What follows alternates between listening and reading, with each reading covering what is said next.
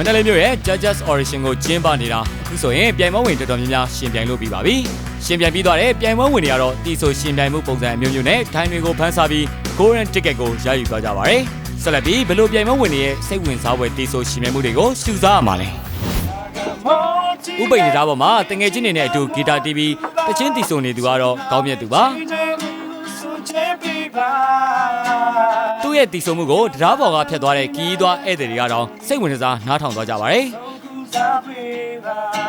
သူကဂီတကိုယူသွပြီးဒီပြိုင်ပွဲကိုရှင်ပြိုင်ခြင်းလို့မြကြီးနားကနေတကူတကလာရောက်ရှင်ပြိုင်တာပါတဲ့မြကြီးနားမှာဆိုတော့ကျွန်တော်စေးတုပ်တာမိသားစုကတော့9ယောက်ရှိတယ်နော်ကျွန်တော်က3ယောက်မြောက်ပေါ့ကိုတယောက်ရှိရယ်ညီမလေး2ယောက်ရှိရယ်အမေရယ်ဒါလည်းရှိ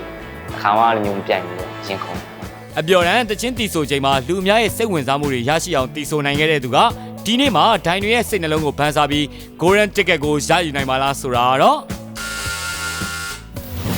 ကိုချစ်တယ်လားမင်းရဲ့မင်းနာမမြေခုလုံးခြင်းနဲ့စပီမောင်တော်ညာကိုတယောက်တည်းဒီချင်ရဲ့ဝမ်းနဲ့ရင်မဆွေးနေပြီ vocal မှာ force အတန်လုံးကြီးတာအဲ့ဒီအချက်တွေကနည်းနည်းလိုနေဟုတ်မင်းဘယ်တန်လေးတွေမစိုးပါဘူးတချင်းပေါ်မှာအလှည့်အပြောင်းလေးနဲ့ဆိုသွားတယ်ဆိုတဲ့ဥစ္စာကို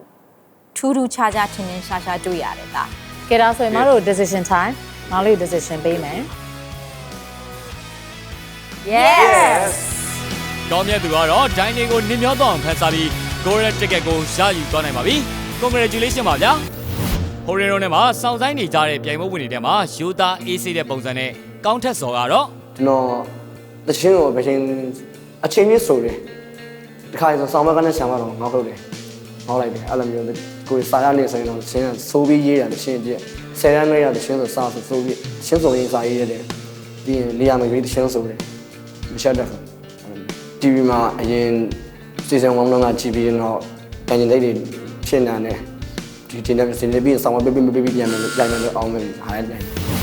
ယုံကြည်မှုအပြည့်နဲ့တီဆိုရှင်ပြိုင်မဲ့ကောင်းထက်စော်ရဲ့တီဆိုရှင်ပြိုင်မှုကဒိုင်တွေကိုအကြိုက်တွေ့စေမှာလားအခုရောဒါဘယ်လိုတချင်းနဲ့ပြိုင်မယ်လို့စိတ်ထားလဲပြိုင်မလဲကျွန်တော် power up ချင်းတဲ့ကျွန်းလေးတချင်းနဲ့ချင်းလေးပြိုင်ပါမယ်စင်းသိဖြစ်လို့ရှိရင်ဆိုအကယ်လို့နားထောင်မယ်ချစ်လေးဆောင်လို့ကျုံနေတော့ဒုနောက်ထပ်ဝေမသွားရဘူးရင်ကိုဖွင့်လို့ကျုံနေတော့ဒီလူဟာပြန်လာခဲ့ကိုစင်မြဲလွမ်းစွနေတယ်ရှင်တော်ငါချစ်တဲ့တိုင်းမင်းလေးကျုံနေစေခြင်းနဲ့မတင်တာစိတ်လှုပ်ရှားနေလို့ပဲထင်ပါတယ်အတန်ဆိုရင်လည်းဖွင့်ဆိုရမယ့်နေရာကြတချို့နေရာတွေမှာဖွင့်ဆိုလိုက်တော့အတန်ကကွဲသွားတာမျိုးအတန်ကတော့အတန်လုံးနဲ့ကောင်းတယ်အတန်လည်းချိုတယ်ဒါပေမဲ့တချို့ဟာလေးတွေမှာတိတ်ပြီးတော့အားမရခြင်းအဲ့လိုလေးတော့မြင်တယ်နော် yes no ဆုံးဖြတ်အဲ့တော့နောက်တစ်ဆင့်ကိုတက်ဖို့အတွက်အမကတော့အသားကိုခေါ်မသွားနိုင်ပါဘူးတားရဲ့အဲ့တော့ sorry ပါမောင်လေးကိုဆက်ပြီးတော့သွားစေချင်ပါတယ်ဒါပေမဲ့မစိတ်ထဲမှာအဲ့လိုစိုးရိမ်နေတာလေဟိုကျွန်တော်စတမ်လာမပြေမှာစိုးရိမ်နေတာအမမောင်လေးကိုဆက်ခေါ်ခဲ့မယ် yes အန်ကဒိုင်သုံးမှာနှစ်ဦးကတော့ yes နဲ့ no ပေးထားပါပြီနောက်ဆုံးတစ်ဦးရဲ့အဖြေကရော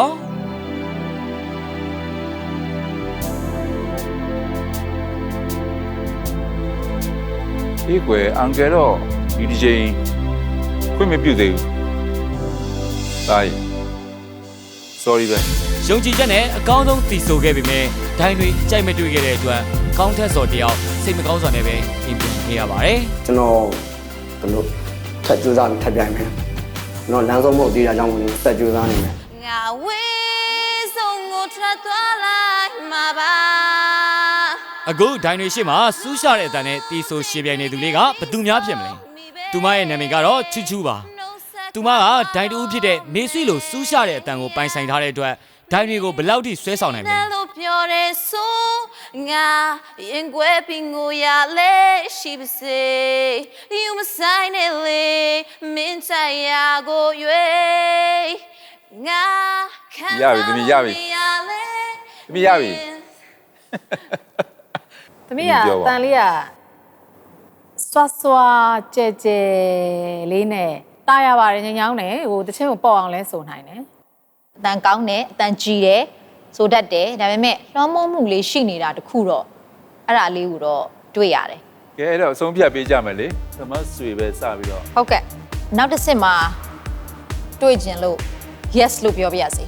ညီမလေးတန်အမထပ်ပြီးကြားကြတယ် yes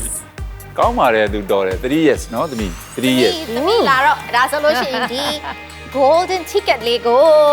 သမီးရဲ့တောက်ပတဲ့နေ့လေးတွေကိုဒီနေ့ကစပြီးတော့ရှောက်လန်းနိုင်ပါပြီ Congratulation ပါဗျာချီချူကတော့ဒိုင်း3အောင်လုံးရဲ့သဘောကျနှစ်သက်မှုကိုရရှိပြီး Golden Ticket ကိုရယူနိုင်သွားပါပြီ ကာလာလေးကလွှမ်းမိုးတယ်ကာလာလေးလွှမ်းမိုးတယ် ကြီးတယ် ကြားလိုက်တော့အမအပန်းတော့တတိရလိုက်တယ် ဟလာသူ့တူလာလိုက်တဲ့အချိန်စွာတယ်ဆိုတော့တို့အတန်ပြောချင်တာပေါ့ ချောဆိုပဲလေမဟုတ်တကယ်ပဲအမတို့အတန်းစွာစွာလေးနဲ့ကျဲပြီးတော့ချိုးတာလေဟိုနားကြီးမသွားဘူးသိလား တော်သေးတာပေါ့ သူ့ပုံစံလေးဟိုဒီမှာကြီး package လောက်တာမဆွေပါဆက်လုပ်တယ် package ရှိတယ်နော် package ရှိတယ်အဲ့လိုပြောရမယ်လေ ဟုတ်ကဲ့ potential လည်းရှိပါ ဟုတ်တယ် ဟုတ်ကဲ့ ပြိုင်ပွဲအချိန်မြင့်လာလေ Horin Run နဲ့မှာစောင့်ဆိုင်နေကြတဲ့ပြိုင်ပွဲဝင်တွေရဲ့စိတ်လှုပ်ရှားမှုလည်းပိုတိုးလို့လာနေပါပဲ Horin Run ကစောင့်ဆိုင်နေကြတဲ့ပြိုင်ပွဲဝင်တွေထဲမှာမိတ်တီလာမျိုးကနေလာရောက်ရှင်မြိုင်တဲ့ဝါသနာတူညီမ3ယောက်ရှိပါတယ်သူတို့3ယောက်ထဲမှာဘသူကအဆိုအကောင်းဆုံးဖြစ်မလဲ 真正卡卡胸嘞，用尽让人送了三把内，爱你也累秒不息。 နာမည်ရှောင်းကွမ်းစင်မာလွင်မိထီလာလာပဲ နာမည်ကတော့ချွတ်ချွတ်မြင့်နောက်တဲ့နာမည်ကတော့ချစ်သွေးရေပေါ့နော်မ အမလက်ကိုအားရတယ်ပို့ပြီးတော့အမအဲ့တော့ကိုကျတော့ Facebook ကနေမြင်ပြီးတော့ညီမလေးကလည်းဖုန်းဆက်တယ်အမနင်ပြိုင်ပါလားဒီတစ်ခါမှမပြိုင်ရင်တုံနေရောနဲ့လို့ပြောလို့အားနဲ့အင်းရသွားရအောင်လို့ပြောဇွတ်ထွက်လာအိမ်ဝမ်းနဲ့အခုလည်းတကောင်ကောင်ဖုန်းဆက်နေရနေအိမ်ဝမ်းနဲ့ချီရမချနိုင်မချဘူး ကျွန်တော်ကတော့အရင်တော့တချို့အလောက်ဝါသနာမပါဘူးကျွန်တော်ကျတော့အကာပိုင်းပေါ့နော်မြန်မာအကာတွေပါကားခဲ့တာပေါ့ငယ်တော့ကလည်းစုတွေလည်းရခဲ့တယ်ပေါ့ ဒီနေ့မှာဘသူက Golden Ticket ကိုရယူနိုင်မလဲဆိုတာတော့စိတ်ဝင်စားဖို့ကောင်းနေပါပြီအငယ်ဆုံးဖြစ်တဲ့ရှန်ကွမ်းကစတင်တီးဆိုမှာဖြစ်ပါတယ် အချိန်တွေလီလီကြောဖြတ်သွားယူနိုင်ပါစေသင်ငန်းစာများအရှုံးတွေပြန်ပြုံးပြလိုက်မယ်အမုန်းတွေပြန်ပြုံးပြလိုက်တယ်မယုံရင်စမ်းကြည့်ပါဒါဟာထောင်ရ ရပြီ ရပြီသမီးရပြီရသမီးအသက်ရှူတာလေမလောက်တာလား ကြောက်နေရ ကြောက်နေတာမကြောက်ပါနဲ့သမီးအဲ့ဒါဆိုရင်သမီးအမ2ယောက်နဲ့ဆက်ပြန်ရမှာနော် ရှန်ကွမ်းတီဆိုပြီးရဲ့နောက်မှာတော့ဒိုင်တွေကသူမကိုအပြေမပေးသေးခင်အမ2ယောက်ဖြစ်တဲ့ချစ်သွေးကြီးနဲ့ဇင်မာလွင်ကိုဆက်လက်ရှင်ပြိုင်စေခဲ့တာပါ ဘသူ့ကိုအရင်ဆိုခိုင်းရမလဲ အကြီးဆုံး ချစ်သွေး အပြာရောင်လေးနော် ဟုတ်တယ်အပြာရောင်လေးကဲသမီးကဘာသချင်းနဲ့ရှင်ပြိုင်မှုရွေးချက်ထားလဲ ဆန်းဆန်းရဲ့အားလုံးသောချစ်တွေနားလည်နေ ကဲအန်ကယ်တို့တော့ ready ပဲ အားလုံးသောချစ်တွေနားလည်နေဆုံးချုံသွားခဲ့ရတာပြင်းဆိုတာနှလုံးသားလေးတစ်ခုသာခွေကြည့်ကအခုတော့ဝေးသွားခဲ့ပြီပဲ What can my ပြောင်းလဲများတော့ဝေးတာပဲကိုအားတည်းရဲ့နဲ့စိတ်ပြေမယ်တနာရီလေးတစ်ခုတော့ချစ်သူရင်မမေးနိုင်နေ ရပါပြီရပါပြီ ကဲသမီးအလက်က စင်မလွင် ဇင်မာလွင်သမီးလက် တစ်ချိန်မှသေးကိုနေခွဲလေငါမြစ်တာမပြတ်စီးပဲကြံရင်မဲတယောက်ထဲနဲ့ဘယ်လိုပင်တိုင်းရတွေမုံနိုင်ထမလဲငါရင်ခွဲမမကြောက်လဲပဲဖြည့်သိမ့်အချစ်တွန်း အတန်နှုတ်လေးတွေကမမှန်ကန်ကန်ကဲတဲ့ဖြောင်းဖြောင်းလေးတွေငြိမ်းမနေဘူးเนาะပြေးလွှားနေတာပေါ့เนาะ ညီမလေးကတော့တချင်းဆိုတာကောင်းတယ်အတန်ကလည်းအလုံးထည်ကြည့်ရယ်ဆိုရင်နဲ့ကတော့ဖြူဖြူရဲ့အတန်ထွက်လာ သမီးအကြီးဆုံးသမီးကကြတော့သမီးဆိုပိုင်းလေးမှာလေ့လာဖို့လိုသေးရဲ့သမီး 3ယောက်စလုံးတီဆိုရှင်ပြိုင်ပြီးတဲ့အခါမှာဒိုင်တွေရဲ့စုံပြတ်ချက်ကဘယ်လိုဖြစ်မလဲသူတို့မျှော်လင့်တယ်လို့ရောဖြစ်လာပါမလား ကဲ yes no အန်ကယ်တို့ပြောမယ်လေเนาะဒီမှာအငယ်အလက်အကြီး3ယောက်ထဲကနေပြီးတော့မှနောက်တစ်ဆင့်တက်ပြီးတော့ကြိုးစားတိုက်ပွဲဆင်ဖို့အလက်ကိုဇင်မာလွင်ကို yes ပြီးပါတယ်ကျန်တဲ့ညီမလေး2ယောက်ကိုတော့ no လို့ ညီမ3ယောက်ထဲမှာအစိုးအကောင်းဆုံးဖြစ်တဲ့အလက်မဇင်မာလွေတူပဲ golden ticket ကိုရရှိခဲ့ပါတယ် congratulation ပါဗျာကျန်တဲ့နေဦးကတော့ golden ticket ရရှိအောင်မစွမ်းဆောင်နိုင်ခဲ့ပေမဲ့အလက်မအတွက်ကျေနပ်ပျော်ရွှင်နေပုံပါပဲပြိုင်ပွဲအချိန်မြင့်လာလေ Horin Run နဲ့မှာစောင့်ဆိုင်နေကြတဲ့ပြိုင်ပွဲဝင်တွေရဲ့စိတ်လှုပ်ရှားမှုလည်းပိုတိုးလို့လာလေပါပဲဒီနေ့ပြိုင်ပွဲဝင်တွေထဲမှာ Rocky တောက်ကိုကြိုက်နေတဲ့ဝါသနာတူမောင်နှမ2ယောက်ရှိပါတယ်သူတို့2ယောက်ကတော့မန္တလေးမြို့ကနေလာရောက်ရှင်ပြိုင်တဲ့ဖြူလေးနဲ့တီတီစောပါငငယ်လေးကအပျော်တမ်းတီးဝိုင်းနေမှာတချင်းတွေတီးဆိုခဲ့တာမို့မြို့ပတ်ဝန်းကျင်မှာလည်းလူသိများပြီးလွတ်လပ်ပေါ်ပါတဲ့ Rocker Style နဲ့ဖြူလေး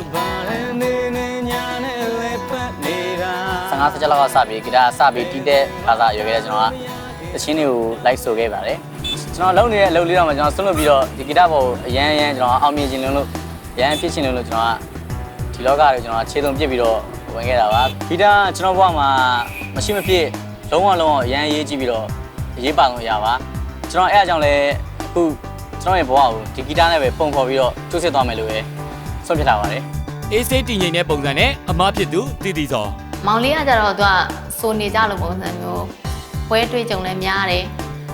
ဆိုတဲ့အခောက်ကြီးပါအကျဉ်းကြီးလည်းများတာပေါ့ချင်းနဲ့ပတ်သက်ပြီးခံစားမှုကောင်းတာတွေရောပေါ့ကွာဒီတိုင်းပဲဟိုလိုအရန်တော့နားမလဲဘူးဆိုရဲဆိုရင်အဲ့လိုမျိုးတချင်းပုံစံအတိုင်းလိုက်ပြီးတော့နားထောင်ပြီးတော့မှပြန်ဆုံတဲ့သဘောပဲရှိရကဲသူတို့နှစ်ယောက်မှာဘသူတွေကဒိုင်တွေကိုသဘောကျနှစ်သက်စေပြီး golden ticket ကိုရယူနိုင်ပါတယ်သူတို့နှစ်ဦးလုံးရဲ့တီဆိုရှင်မြတ်မှုကိုကြည့်လိုက်ကြအောင်လားဗျာမောင်လေးဘယ်လိုတချင်းဆိုမလဲဒီနေ့နေကိုငယ်ကိုရေးရဆိုရင်ဆိုတချင်းကိုမဖြူရဲ့မုခါရီတချင်းလေးဒါ ready ပြီလို့ရှိရင်ဟုတ်ကဲ့ဆိုပါကိုခန္ဓာချွေပါကိုဆောင်အောင်အလင်းထားတဲ့ချင်မြင်ချွတ်သွားမလားရင်ခုန်တဲ့ကိုထိုးတော့မေချီငါရဲ့ချစ်ပဲမလဲရင်မမျောလေးချစ်ရဲ့တည်တည်လို့ကိုယ်လုံးငါကကိုင်ချွေကဖြဲစီးသွားလွင်လွင်ပြေကိုဖြတ်ချော်လာသူလေးညင်းလေအိမ်နဲ့ကြွားပါအစိတ်နဲ့မျက်ရည်နဲ့သို့ဝတ်တော်မင်းရဲ့အချစ်ကိုငါမယူရဲ့ဆန်စွာဘာကြောင့်ငါချစ်လာခဲ့တာအမားတွေငါချစ်တော့မောခါရဲ့ရပြီသမီးခလာလေးသမီးရပြီသမီးဟုတ်ကဲ့အမှန်တကယ်ကတော့ဒီထက်ပိုပြီးတော့မျှော်လင့်မိရစကားပြောတော့ငါတတိထားပြီးတချင်းဆိုရင်ဒီထက်ပိုပြီးပွင့်ထွက်လာပြီးတော့ပိုကြည်မယ်လို့ထင်တာလေသမီးတချင်းလို့ဆိုတတ်အောင်သမီးလေ့ကျင့်မှုလို့သေးတယ်နော်ဟုတ်ကဲ့ရှင်မဟာအကယ်လို့ yes no decision ပြောမယ်လေနော်အန်ကဲအနေနဲ့တော့ sorry ပဲကွယ် no yes သင်ရတယ်မှာလေတီတီစောကတချင်းတီဆိုရမှာလိုအပ်ချက်လေးတွေရှိနေတာမို့ golden ticket နဲ့ဖိတ်ခေါ်ခဲ့ရပါတယ်ဖြူလေးကတော့ကိုရေးရဆိုရင်တချင်းကိုကိုပိုင်ဟန်နဲ့အကောင်းဆုံးတီဆိုနိုင်ခဲ့တာမို့ golden ticket ကိုရယူနိုင်ခဲ့ပါတယ်ဖြူလေးတော့တမိသားစုလုံးကဂုံယူဝမ်းမြောက်နေကြမှာပါမန္တလေးမြို့မှာအစိုးကောင်းတဲ့ပြိုင်ပွဲဝင်တွေကိုအများအပြားတွေ့ရတာမို့ဒိုင်တွေကတော့ကျေနပ်လို့နေပါတယ်ဒီနေ့မှာပခုတ်ကူကနေလာတဲ့မဆိုးဆိုးမြာအသက်ကန့်သတ်ချက်ရှိနေပေမဲ့လည်းပြိုင်ပွဲမှာဝင်ရောက်ရှင်ပြိုင်ခွင့်ရဖို့တာဝန်ရှိသူတွေစီတွားရောက်ပြီးခွင့်တောင်းနေခဲ့ပါတယ်သူမရဲ့ကြိုးစားမှုအရာထင်မလားဘာဖြစ်လာမလဲဆိုတာကတော့ဆက်လက်ရှင်ပြိုင်မယ်ပြိုင်ပွဲဝင်တွေကတော့ဒိုင်တွေကိုဘယ်လိုတီဆိုရှင်ပြိုင်မှုတွေနဲ့သဘောကျနှစ်သက်စေမယ်ဆိုတာကိုတော့ဆက်လက်စောင့်မျှော်ကြည့်ရှုကြပါအောင်ခင်ဗျာ